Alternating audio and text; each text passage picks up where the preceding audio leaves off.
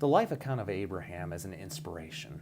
In fact, many of the New Testament writers often reference Abraham's faith and hope while attempting to teach and inspire Christ followers in the early church. Paul writes in Romans 4, verse 18, even when there was no reason for hope, or as one version says, against all hope, Abraham kept hoping, believing the promise made by God would be fulfilled. A few verses later, the Bible says Abraham never wavered in believing the promise. In fact, his faith grew stronger because he believed. He was fully persuaded God had the power to do what he had promised. What about you?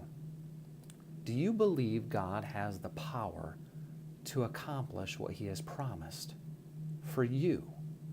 The power to supply every need, physical and otherwise, even in the face of what appears to be insurmountable circumstances.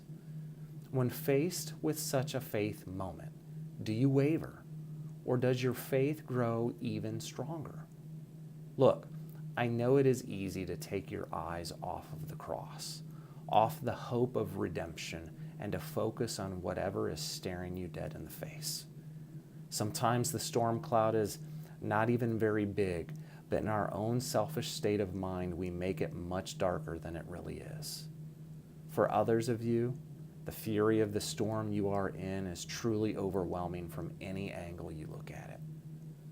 My ask of you today, of me, is to focus our eyes, our minds, on not on the circumstances and realities of what is before us, but to think on the promises of God, to rejoice in the fact that the world is not our home.